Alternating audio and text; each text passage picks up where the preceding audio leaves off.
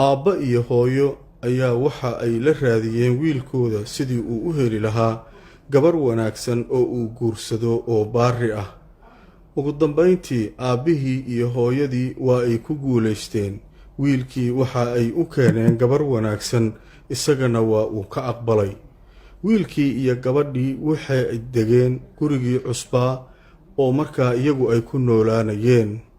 gabadhii wanaagsaneed ayaa waxa ay waday xiriirka sodogeed iyo sodohdeed.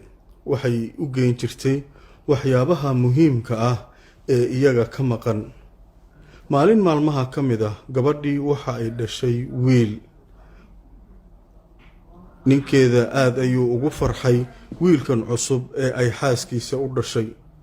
laakiin maalmo kadib qoyskii murugo ayaa ku soo biirtay, waayo waxaa dhintay wiilka guriga iska leh hooyadiis. aabbihii keligiis ayaa gurigii ku soo haray oo murugo iyo dhibaato kala kulmay geerida xaaskiisii oo ay muddo isqabeen.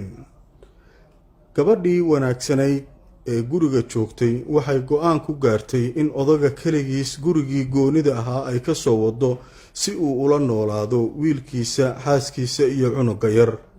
waxay ka dhaadhicisay ninkeeda in uu aqbalo arrintaas, isagana wuu aqbalay. odaygii markii guriga la keenay waxaa ku dhacay xanuuno, waxaa batay da'diisii. waxa uu bilaabay dadka inuu wuxuu doono iskaga hadlo oo mararka qaar dadka caayo.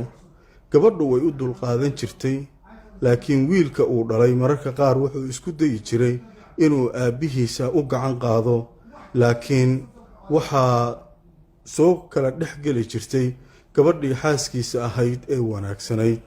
waxayna soo xusuusin jirtay xadiiskii nebiga ee sheegayay in mid ka mida albaabada dhexe ee jannada lagu mutaysto baari ahaanshiyaha waalidka.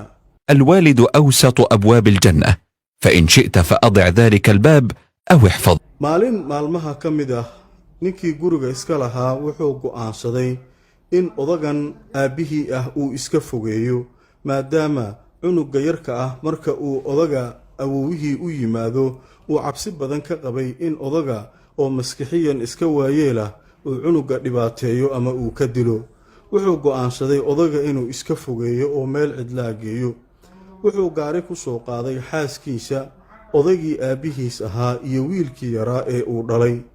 waxa uu keenay meel cidlo ah oo bannaan. markii uu qorshihiisu watay oo goobtii la tegay ayuu xaaskiisii wanaagsanayd u sheegay inuu doonayo aabbihii inuu halkaa kaga dhaqaaqo si dhurwaaga uu u cuno ama qof kale oo meesha jooga uu isaga kaxaysto, maadaama odaga maskixiyan uusan wanaagsanayn uu isku dhex yaacay. gabadhii wanaagsanayd waxay tidhi, haddii aad adigu garatay arrintaas aniguna waan kaa aqbalay. wiilkii iyo gabadhii way iska soo tageen. waxay soo raaceen gaarigoodii. markii ay cabbaar soo socdeen ayaa ninkii qabay gabadha wuxuu yidhi, waxaan u baahanahay wiilkii yaraa si aan xoogaa u ciyaarsiiyo oo aan u dhunkado. gabadhii wanaagsanayd waxa ay ku tiri ninkeeda, wiilkii yaraa waxaan uga soo tegay odaygii aabbaha ahaa ee aad cidlada uga soo tagtay. wuu qayliyey, wuxuu yidhi, sababta aad wiilkayga uga soo tagtay maxay tahay? waxay ku tiri, berito isna waxba anfici maayo, sababtoo ah wuxuu ku geyn doonaa halkaas maadaama adiga aabbaha aad halkaa geysay.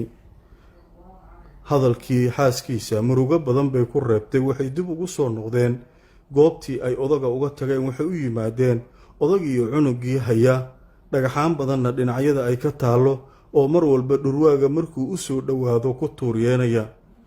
halkaa ayuu oohin baroortay. waxa uu aabbihii weydiistay cafis.